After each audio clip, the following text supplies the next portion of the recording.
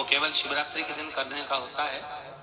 कहते हैं जिसका व्यापार ना चले, व्यवसाय ना चल रहा हो, बहुत ज्यादा कष्ट में जीवन निकल रहा हो और बहुत ही ज्यादा तकलीफ हो रही हो, तो धतूरे को हल्दी में डुबोकर शंकर भगवान को शिवरात्रि के दिन रात को 12 बजे समर्पित करें। तो धतूरे को वापस उठा लाएं 5-10 मिनट के बाद, श्री शिवाय नमस्तुभ्यम बोलकर लाल कपड़े में उसको बांधकर व्यापार वाली जगह में कहीं पर भी उसको बांध दिया जाए। व्यापार पीछे नहीं हटता, व्यापार अग्रण्य भाव में बढ़ता चले जाता है। महाराज वो धतूरे को केवल परंतु शिवरात्रि के दिन रात को 12 बजे ही किया जाए, हल्दी में डुबोना पड़ता है।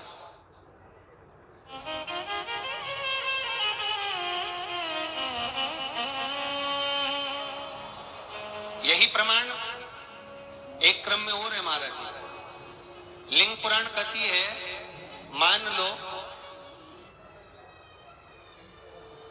किसी व्यक्ति को कोई एक भारी बीमारी हो गई, बड़ा रोग हो गया और वो रोग डॉक्टर कह रहा है कि ये ठीक नहीं होना है, बहुत तकलीफ उसमें है और कष्ट ही कष्ट है, वो ठीक नहीं हो रहा, दवाइयां लग रही, गोलियां खा रहे हैं। तो महाराज उसका भी वर्णन है।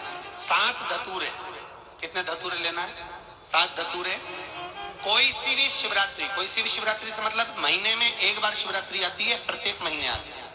किसी भी शिवरात्रि के दिन 7 धतूरे लेकर एक धतूरे में मूली, लच्छा, नाड़ा लपेटकर चंद्रमौली भगवान का स्मरण कर उस मौली को लपेटकर 6 धतूरे में हल्दी लगाकर शंकर भगवान की जो जलाधारी है, जलाधारी में आपको पहले भी वर्णन किया है, शंकर भगवान का ये शिवलिंग है, ये जलाधारी है, ये भगवान का जल निकलने का स्त्रोत, चरणारविंद का भाव। शिवलिंग जहां रखा हुआ है ये पार्वती जी का हस्त कमल, जो ये गोल भाग है ये पार्वती का हस्त कमल, जहां शिवलिंग रखा है।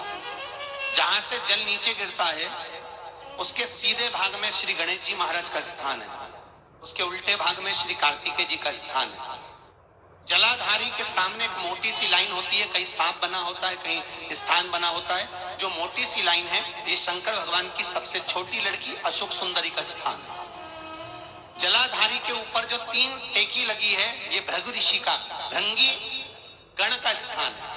इसके ऊपर जो कलश है, कलश में जो पानी भरा जाता है वो पानी जो बूंद बूंद नीचे गिरता है ये शंकर भगवान की 5 लड़कियों का स्थान है। जया, विषहरा, सामरीबारी, दोतली और देव, ये 5 लड़कियों का स्थान है। शंकर भगवान का संपूर्ण परिवार शिवलिंग के सामने से जहां से जल चालू होता है गिरने के लिए नीचे की ओर, जब जल जाता है उस स्थान पर भगवान शंकर के सारे गणों का स्थान है।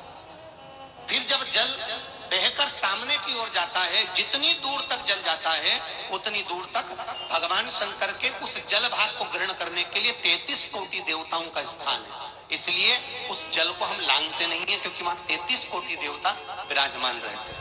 महाराज तो जो बीमारी डॉक्टर ने बता दी और बहुत बड़ा रोग हो गया और शरीर में कष्ट है, ठीक नहीं हो रहा, चाहे लीवर से जुड़ा हो, चाहे किडनी से जुड़ा हो, चाहे कैंसर से जुड़ा हो, और मान लो शरीर में कहीं गांठ भी हो गई है और वो मिटी नहीं रही हो, तो महाराज निवेदन है 7 धतूरे, एक धतूरे पर मोली लपेटकर वो शंकर जी के शिवलिंग के ऊपर चढ़ाना।